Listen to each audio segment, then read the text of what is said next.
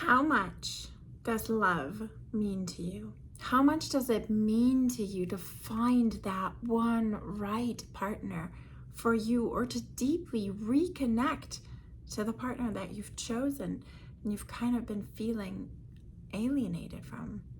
What does it feel like to you when you are deeply in love? Have you been deeply in love? Do you remember that feeling of just floating on cloud nine? Everything is easy.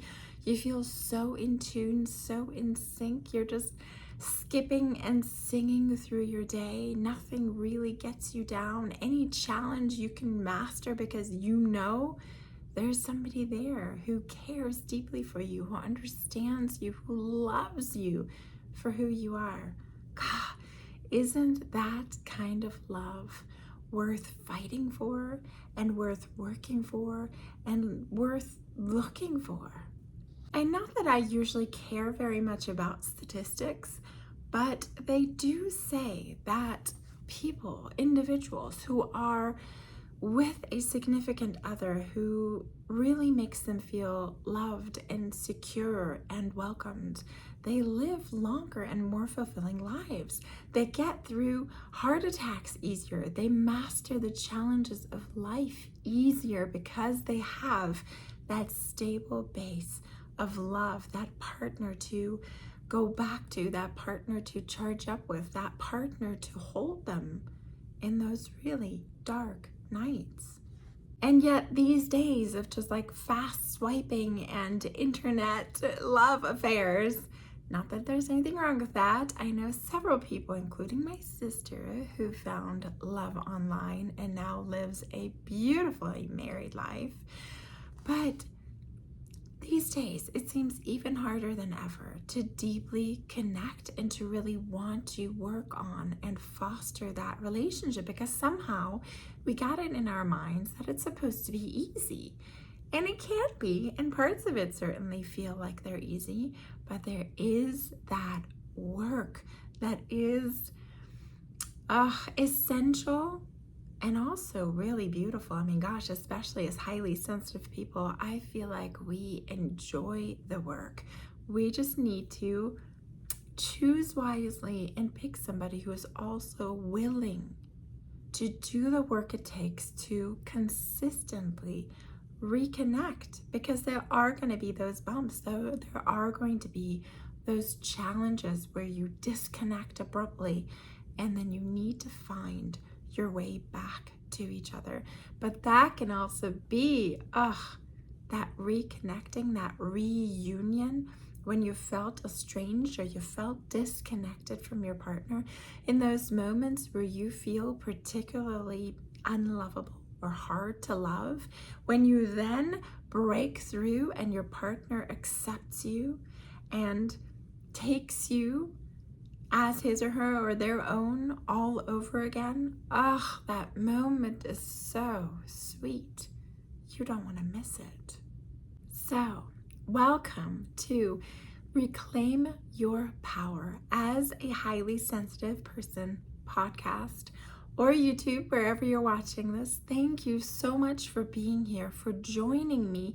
This is the second part of an episode that we already started last week, which we named Why Love Can Feel So Hard for HSPs, right? Last week we talked about the first 5 challenges that we face, particularly as highly sensitives in love, when we're looking for a partner, when we're looking to reconnect to our partner, just things that we, when we're aware of as highly sensitives, makes it so much easier to navigate. Trust me, I came about these 10 by doing the grunt work, right? By going through so many relationships, trying to understand myself and what I need and what I'm looking for. So last week, and don't leave now, you don't need to listen to the first 5 first. Stay here, listen to this episode, and then go find the other one, right? Last week we talked about sensitivity to the environment. We talked about emotional overwhelm, fear of being too much, attracting unavailable partners, and being attracted to people who are unavailable, right? and anxiety and overthinking. Those were the first 5 that we talked about in last week's podcast. Today, we'll be talking about boundaries, fear of conflict, feeling misunderstood, feeling lonely in a relationship, and oh my gosh, I won't even tell you the last one because I want you to stick around all the way to the end, but it's a big one. It was a huge one for me. Sometimes it actually still comes up for me. It really is a big one, and you're gonna have to stick around all the way to the end. It's really worth it. We'll be talking about a lot of nuances of love, about being highly sensitive. And this is all about reclaiming your power, right? Hi, I'm Christine Braun. I'm your emotion coach and the host of this podcast. And I am here to share the wisdom that I have come about on highly sensitive people, on high sensitivity, which I didn't even know was a thing until just about 5 years ago. But it does make such a difference when you understand if you are one of these 15 to 20% that make up high sensitivity in the population of this world, and how that carries over into the deep wounds that you feel, the misunderstanding that you feel, the not enoughness that you feel, the being different and being broken or flawed that you feel. And this podcast is really about reuniting you with the true essence of who you actually are, because we really need you. This world really needs you, particularly right now as we're going through this big shift, because we need more love, we need more empathy, we need more being real, we need more depth and more love and more beauty and more slowing down. And we as highly sensitives feel so deeply, we can't just stubbornly push through. I mean, we do to some degree, but it's not good for us, and we hit that threshold a lot earlier than non-HSPs. So we have to be the leaders here that say, hey, there is another way. There is a way of reconnecting with your soul, with who you really are, understanding who you are, and loving yourself deeply for all those things that you thought were flaws. And only if you can come back to truly loving you for who you truly are, and connecting with another and letting this person love you wholeheartedly for the amazing being that you are. My gosh, can you imagine what the world would look like if we can just embrace ourselves for who we are, and we're streaming so much love, we're attracting people around us who are so open and loving? It's gonna be a beautiful world. So let's put in the work. Let's get right into it. Let's talk about these next 5 challenges that we face as highly sensitive people. All right, I'll keep numbering them the way that we've been going so it doesn't get confusing. The first 5 are on last week's podcast. I'll link it below. We'll start with number 6, difficulty setting boundaries. Yes, unfortunately, as highly sensitives, we have difficulty setting boundaries. We're usually people pleasers. We are too worried about saying no. We are usually working so hard on presenting us in a way that is so easy for others to love that we don't want to disappoint, right?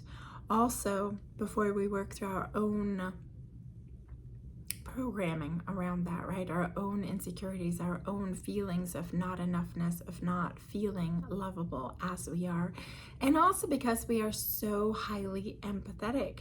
So by setting boundaries, right, a lot of times that means saying no to requests that are made of us.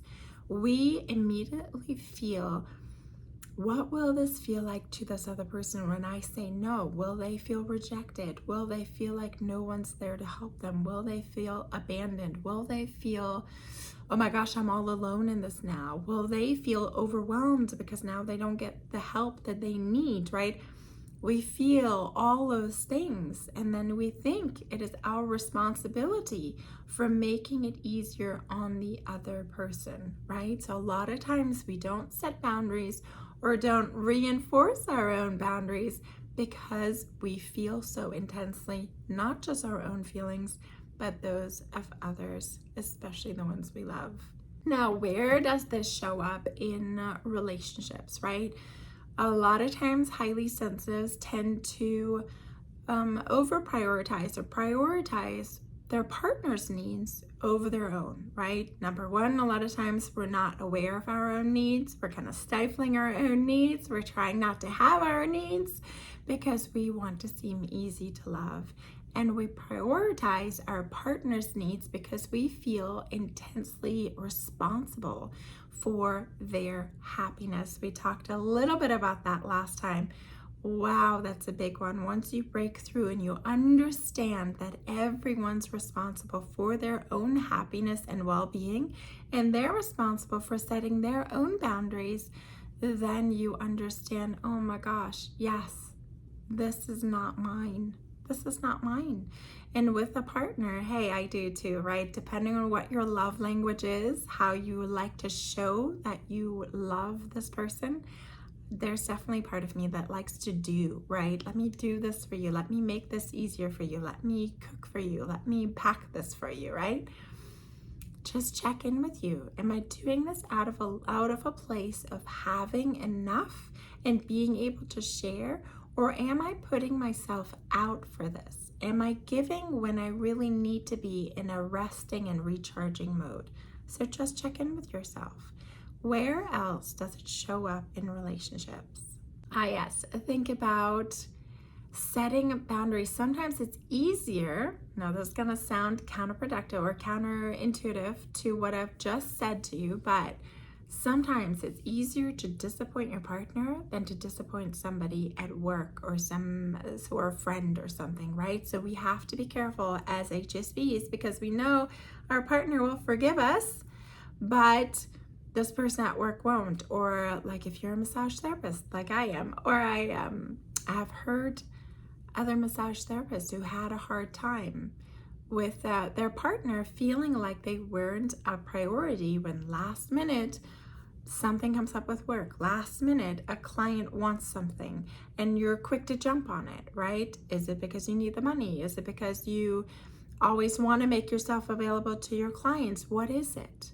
But there has to be balance, right? There have to be boundaries. Like if you are in a relationship with somebody who last minute things come up and they jump on this and you feel like less than a priority, right? You feel less significant. There's definitely a conversation and a boundary that has to be set around that, right? Can you make time that is sacred, time that is, for just the two of you to say, okay, this time cannot be touched. Even if a last minute thing comes up, this time can't be touched, right? On the flip side of that, right now I'm with a wonderful man who I hope will be with me for a long time. The one thing he does not like to do is plan ahead, and I like to plan ahead. I like to know what my weekend is going to look like, right? I've become a lot more easygoing with it. I used to need to know like a few days in advance. Now it's okay, at least like 24 hours. But if it's Friday, I want to know what my Saturday is going to look like, right? And if he still can't tell me what he'll be doing or if he's going to be available to do something with me, I can no longer just sit and wait around. I used to do that way too much in relationships, of just sitting around, being at his beck and call, and not this guy, other guys, of just hoping and wishing, oh, if he's going to make this tiny little time for me, I want to be able to be available because I want to have time with him. I want to spend time with him.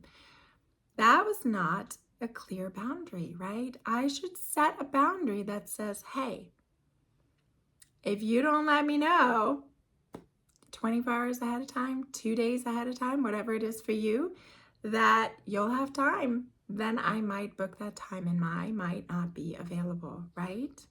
It takes a conversation and it takes figuring out what is it that you want. What is it that you need in order to thrive? And in order to really feel deeply loved, right? It's individual, and you get to decide on that. You get to decide how you like to be treated.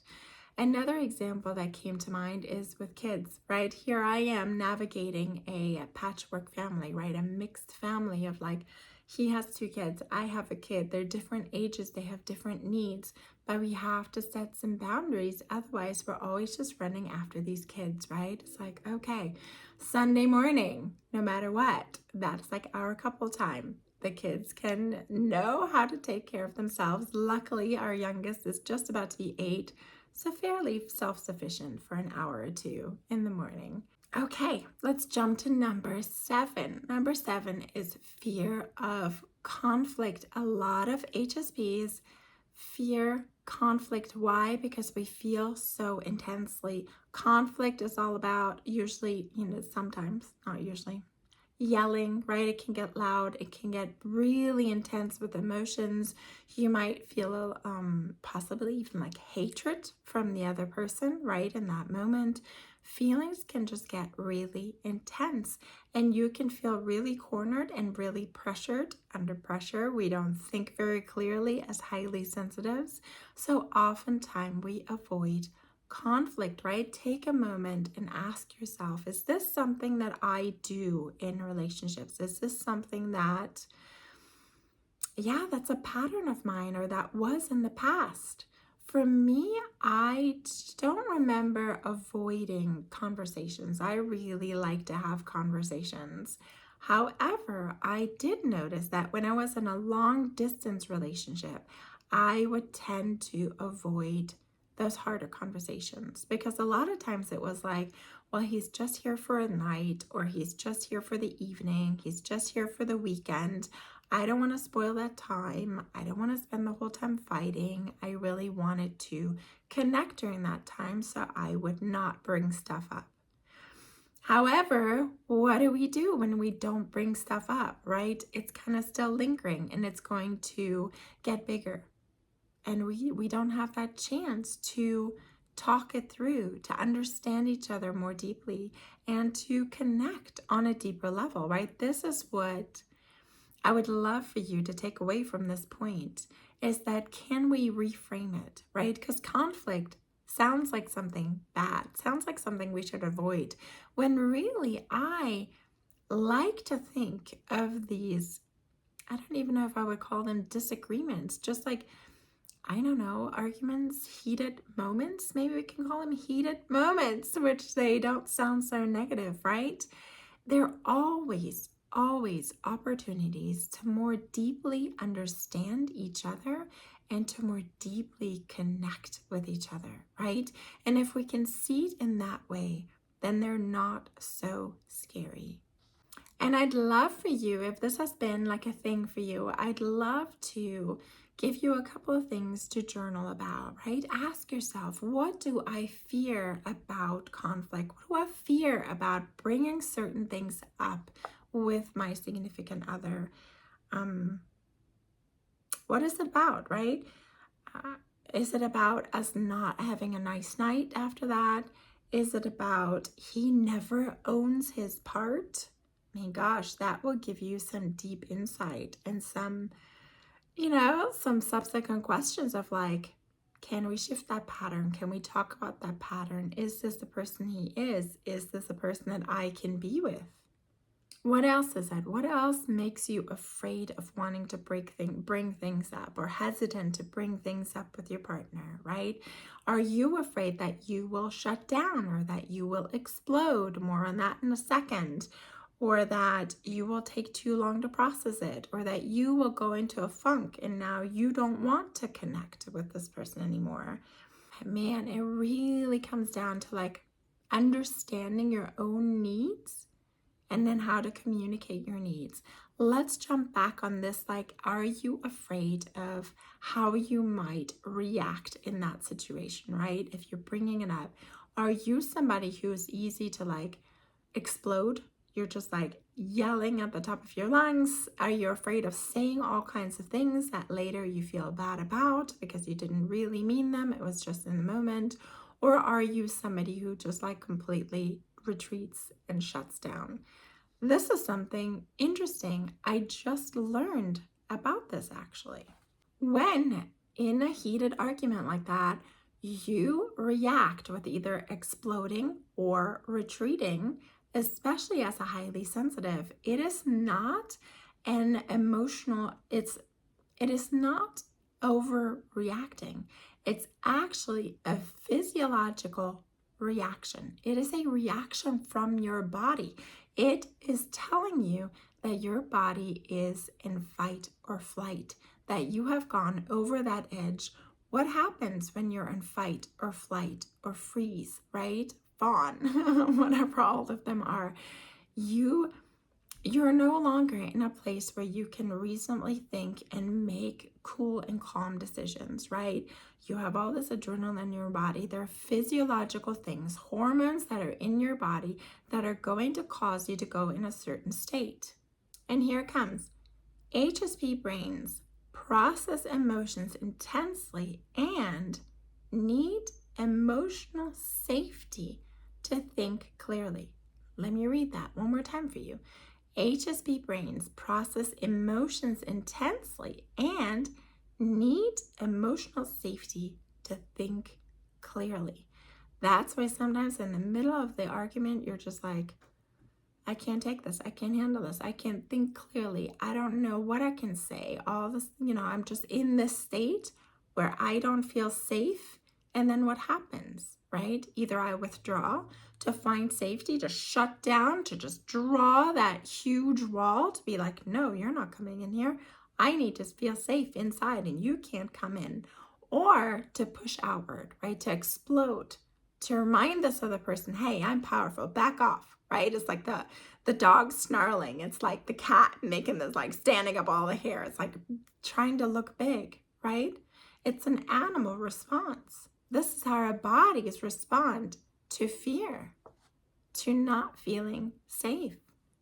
And the big thing for highly sensitives is that we are so much more quickly responding to conflicts like that, seeing them as not just conflict, but a threat. That's huge. And why is that? Because we pick up more on in the tone of voice. We pick up more in the facial expressions. We pick up more in the body language that our partner sends us.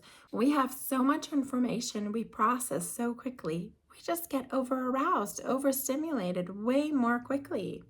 So yeah, the amygdala in our brain decides very quickly for us that this is a threat, right? That's our threat detector, the amygdala. And it decides, hey, I don't feel safe. Not because there's like some physical thing that's going to harm us, but there's emotional harm, right? It can't decide between those two so quickly. It just rings the alarm bell. Hey, there's something huge going on. I'm just going to say it's not safe. Let's get out of here.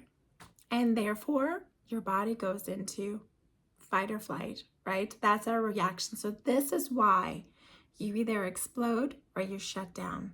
But let's bring this back down, right? This is why it's so beautiful. Once you've been in a relationship for a little bit longer, where you've had a couple of these storms, hopefully you're with a person who wants to understand you more deeply, who wants to reconnect with you, who loves you deeply and wants to make you feel safe and wants to understand how can we get through these processes a little bit easier, right? That's a big one that my boyfriend and I are working on right now. My initial response is still that fight or flight for me at the moment, which is funny because I used to be the exploding type. Now I've shifted into, I'm just going to shut down. Nothing's going to get in here, right? Because I care too deeply for him. I don't want to hurt him. So then I shut down, which still hurts him, right? Luckily, I process it pretty quickly. I would say within a few minutes, maybe 10 or 15. And I process, I see, I understand, we reconnect. But he wants to shorten that even more, right? So we're working on, what do you think I need in that moment? What can we do in that moment? What can you do to make me feel safe in that moment? It is so beautiful when you have a partner who is willing to work with you. Ah, so gorgeous. Let's go to the next one. Number 8, feeling misunderstood. That is another deep, deep wound of highly sensitive people. And if you think about it, remember, we're only 15 to 20% of the population of everybody in this world. Of course, we're going to feel different. And so, from a young age, I mean, you tell me if it was for you, it was definitely for me. From a young age, I felt misunderstood. My parents couldn't truly understand who I am. My friends would sort of get me on one level, but not another level. Do you have this thing where some people know certain things about you and that's kind of who they think you are, and yet you're so much more multifaceted? Sometimes you even get mad about it, right? If somebody sticks you in a category way too quickly and you're like, that's like a tiny piece of who I am. You have no idea about all the rest of me, right? But we have this deep longing to be understood, right? For me, I always wanted it to be my partner. It's like, fine, if nobody else understands me, but I want my significant other to deeply know and understand and love me for who I am. And yet, a lot of times, especially with our partner, we are afraid to open up on such a deep level because we've gotten so much negative feedback before, or we've made some really hurtful experiences before. Or especially if you're with somebody who labels you as, oh, you're too sensitive, or you're just being so dramatic, then it's way harder to open up. And if you don't open up, these people never get to see who you really are. So they can never love you for who you are, right? We talked about that a little bit in our last podcast, in the first 5 of these challenges in love, that if you don't show who you truly are, you cannot be loved for who you truly are. Same with this feeling, this deep need of being understood. I want you to journal a little bit about what it is for you. Why is it that you want to feel deeply understood? Is it to soothe that wound of being so different or feeling flawed, or if I can just be loved for this? But remember, it also comes with this edge of needing to be brave, to show who you really are. Okay, here we are back again. Sorry for the interruption. You'll probably notice it got dark outside by now. I had to go pick up a kiddo and take him to soccer practice, but let's come around. Let's pick up right where we left. Number 9, right? We're talking about the challenges that we face, particularly as highly sensitive people in love. Number 9 is loneliness, fearing loneliness in a relationship. I don't know if you've felt that before, but that was kind of a big one for me. It's almost like self-sabotage, almost like once I saw the potential of, ooh, I could really be with this guy. I could really be happy in this relationship. Ooh, it's going down that way. I'm getting closer to embracing this relationship, to saying yes, to being in this. And then there was this fear that would come up of like, but what if I am in this relationship and I will feel more lonely than I've ever felt before, right? Have you ever experienced it, or have you ever had that fear of possibility of like, what if that's going to be that case, right? Like laying in bed, awake in the middle of the night with your partner next to you, and you feel utterly alone.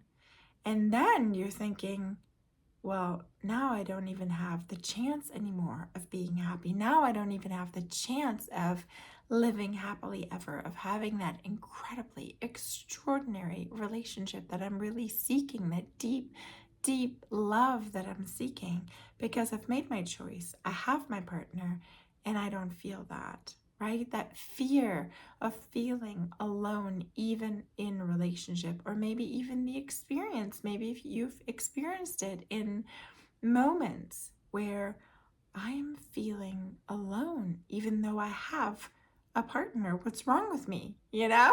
And obviously, there's nothing wrong with you. It's just your mind playing tricks on you again, your mind seeking something that it can't from the current state.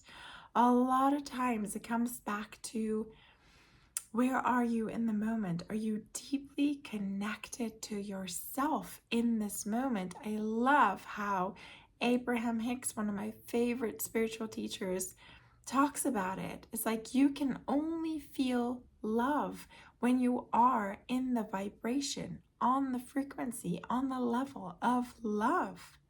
So when we don't feel loved, we really have departed ourselves. We're disconnected from ourselves. We're disconnected from our higher self, right? From that frequency of love. Let me give you another more practical example. I have an older client. She's in her 70s, and her husband, who she's very happy with, is now getting to an age, he's a bit older than her, where he can't hear very well anymore. Even with a hearing aid, she feels like she has to yell at him, right? Raise her voice a lot, speak very loudly.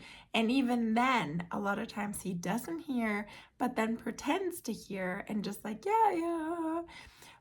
And she feels alone, which just brought tears to her eyes. It brought tears to my eyes. And it's just, I never thought about that, right? It's like when you're so used to, especially as highly sensitives, we want to connect deeply through deep conversations. Well, what if your partner all of a sudden isn't ready for that kind of like depth of conversation anymore, right? And then us having to raise our voice. I have several clients who are hard of hearing, and it is hard for me to raise my voice to that level because I feel like it's just uncomfortable, right? I don't like to speak that loudly. I don't like to hear myself that loudly. I don't like to have that level of conversation, but sometimes it's a must, right? And if you imagine doing this day in, day out, all day long with your partner, that's kind of jarring. And then if he can't hear you and he can't deeply connect with you on that level anymore, it's kind of hard and kind of heartbreaking. So, of course, there are ways to mitigate that, right? There are other ways to connect, which is so beautiful. When you start to go down that road with your partner, you can definitely lay foundations of other ways to connect, or you can still do it when you're way down on that path. You can always, from wherever you are, get to a better feeling place, right? You could gaze into each other's eyes. You could write each other little love notes, right? There are many other ways to connect, but that was another example how that fear of loneliness can manifest in a relationship. And even just in general, right? As highly sensitives, we like for our partner to meet us in that depth, in the depth of feeling, in the depth of understanding, in the depth of conversation. But not everybody is capable of that depth. Or if you've experienced it, I have, in the beginning, in that honeymoon phase, in the falling in love phase, you have that depth of connection and that depth of conversation, and then all of a sudden the other person shuts down and you don't have that depth anymore. And now you start to feel lonely because you feel isolated, right? You feel like your partner left, and on some level they did leave, right? So that is that fear of like fearing the loneliness in a relationship. And just to pacify that a little bit, right? Is just to remind yourself, I'm never stuck. I can always, from wherever I am, make a new decision, right? There are things that I can do. There are things that I can talk to my partner about. There are things that we can do together. And there are the ways where I can choose what the best next step is for me. But especially if it's still early on in a relationship, really, this is a wonderfully clarifying moment for you to ask yourself that question again. What do I really want in a relationship? What is the most important most meaningful to me, right? What are my top 3? And do I want to, would I choose to be without this thing that I don't have, right? In this term, like deep connection. A lot of times for me, it's physical touch, right? I've dated 1 or 2 guys who were not very much into cuddling, into touchy-feely, into just having that physical connection, whether we're sitting on the couch watching a movie or, going out to dinner, whatever it might be. There's not that like hand holding or arm around me or something like that, or it's especially the cuddling together. And I was like, sorry, that is a must for me because I've lived it too long to say I'm going to be fully happy, fully fulfilled with this love relationship without this component. So just be honest with yourself, be honest with your partner, and know that if it isn't a perfect match, there will be somebody else for you and somebody else for this person. I do believe that there is, so much variance in this world and so many incredible, wonderful beings in this world. You will find someone who can match that level of love that you are seeking. All right, let's move on to our last one. This is the one you've been waiting for. This is the big one. Well, not the big one, but one of the big ones, because we all just feel it so deeply, right? I feel like especially as highly sensitives, we feel this so deeply. Number 10, the fear of rejection. How many times has that kept you from pursuing something or from really giving it your all in a relationship because you were afraid of being rejected? So, of course, one of the reasons why it is more of a challenge for highly sensitives is that we are so attuned to the potential, right? We can look into the future. Well, not look into the future, but we tend to project our energy to be like, ooh, what do we see? What is it going to be like? And we just like tick all the boxes, right? This is how they have identified sensitivity, right? Especially in animals, of like, ooh, they're the more cautious ones. They're the ones that take a longer time to decide on things. That's what we do here. We are more cautious when it comes to jumping into a relationship, right? Of course, sometimes our emotions get the better of us and we're totally just jumping in. But after that, even after that, to then decide to continue and actually get into an actual relationship and not just have this be, ooh, a fun, flirty thing, is that feeling of like, ooh, wow, okay, do I really want this? There's a lot at stake, right? I see so many potentials of how this wouldn't work out. He's like this. I've experienced that before.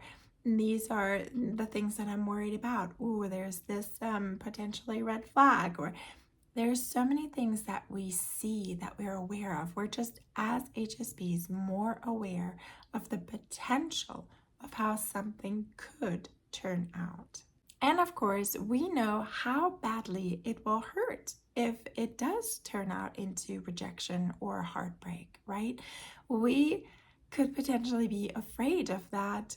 What if it doesn't work out, right? What if I'm going to be so much in pain? I'm going to be so hurt at the end of this. And that can cause that hesitation for wanting to jump in, right? We know how badly it can hurt. We know how badly rejection can hurt. And so a lot of times, or sometimes, we don't even put ourselves out there for it.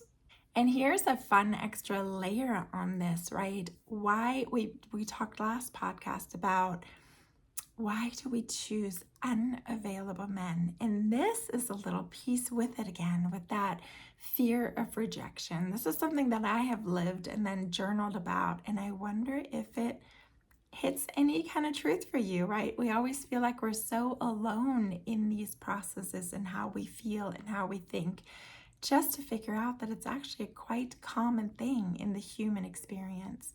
So maybe this will ring true for you.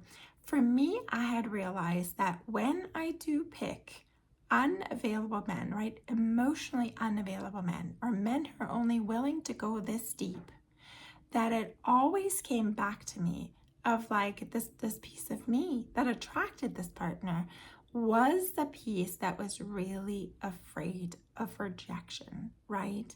And then the justification that I felt inside me was like, well, if I choose somebody who is not willing to fully commit to me, right? Somebody who is afraid of commitment, or somebody who hasn't let go of his past relationship enough to have room in his heart for me, right? If I choose somebody like that and then get rejected by this person, it doesn't hurt that bad because they weren't really ever fully committed. They weren't really ever fully in. They still had stuff that they needed to process. So the rejection won't hurt as badly, right? Versus if I pick somebody who's like, I'm ready for a big relationship, a committed relationship. I'm ready to do the work. And then he rejects me. Oh, it would hurt a lot more, right? That was the justification of that piece in me that feared rejection. So just briefly, let's talk about how could you soften that fear of rejection within you, right? And a good question for that is always like, what do I need to hear? What do I need to hear, or what do I need to know is true in order for me to not fear so much being rejected? And then to tie the truth to it, that how does it feel when I tell myself that truth, that me feeling rejected is really how I interpret their action, right? Their action is a separate thing. So write it down. What was their action? Would everybody I know and everybody in the world interpret that action as rejection, right? That is the first step, because a lot of times you can weed out a lot of things from that, because we look at it from our view of our own insecurities and our own fears, right? And then just like reminding you of, what do I know about this person, right? People who are used to always shutting down are always going to shut down. People who are used to running at a certain stage are always going to run at a certain stage. But who, depending on who I am or not, doesn't depend on who I am or not. People who are going to ghost because that's easier for them than to stand up and speak their truth, they're going to ghost. So what do I know about this other person? And then what might this other person have been going through in order to take this action, in order to make that decision? What must be happening in their life in order to do that? And if you have absolutely no clue, ask yourself, if I were to ever take this action, have I taken that action? If I did, what was I going through? If I haven't, what would need to go on in my life in order for me to make this, to take that kind of action, right? But in the end, I'm going to give you the big question that you can put in your journal, because this made a significant impact with me, with really all 10 of these challenges. In the end, here's the big question. Do I want to win? Do I want to be the chosen one for everybody, right? Or for this person that's in front of me right now? Do I want to win? Do I want to be the chosen one? Or do I want the chance to find the love of my life, to find that extraordinary connection, to live and breathe that love that I seek so deeply? That's the question. Because so often we get so narrow focused on what's in front of us, and we're so afraid of feeling rejected in particular, right? Of this not working out, of what does that say about me? What does that mean about me if this is not working, if this person is leaving, if I can't make this relationship work, if whatever it is, whatever your brain is telling you. And then you have to come back down to the trust and asking yourself, do I just want to win? Do I just want to feel chosen in this moment so I can have a quick win? Or do I want to have that opportunity to find the love of my life? I mean, think of it in terms of, some game shows or some, like The Bachelor. I never really watched it much, but I feel like if I was on that show, I would be it would be hard for me to really stand in my confidence of feeling like, oh yeah, we just weren't the right vibe. I'm cool with somebody else winning that, right? There's so much at stake. But sometimes it feels like that, right? Have you done any online dating? It feels a little bit like that. You just want the other person to like you. You want to be a good experience for them. You want to be the one that they choose. But then ask yourself, would I want to choose this person? Is this really a good fit for me? Or do I just want to have that ego boost of being chosen, of having a good time? All right, let's wrap this up and bring it all together. We talked about in these last 2 episodes all together. I'm going to wrap it all up with the 10 biggest challenges that we face as highly sensitive people so that you can have a complete idea of what might be blocking your love life, your extraordinary love life that you're seeking. We talked about sensitivity to environment, right? Sound, smell, overwhelm of the senses. Number 2, emotional overwhelm, right? Feeling so deeply, feeling your partner's emotions so deeply, being an emotional sponge. Number 3, the fear of being too much, too intense, too overwhelming, too different. Number 4, attraction to unavailable partners, right? You mistake that empathic connection, feeling their pain and their longing, right? Their deep longing for love. And you mistake that connection that you feel in the moment for, this must be the one. I've done it. It's okay. It's okay if you're doing it right now. It's okay. This is where you are. This is your learning. Embrace it, see it, and say, wow, I've healed that part of me now. And let's move on, right? Number 5, anxiety and overthinking, right? Needing constant reassurance for love. That's what we talked about in the first podcast. I will link it below so you can go into depth in these if you're interested. And then today we talked about number 6, difficulty setting boundaries. So hard for highly sensitives. Number 7, fear of conflict. Number 8, feeling misunderstood. Number 9, feeling lonely in a relationship. And number 10, the fear of rejection or heartbreak.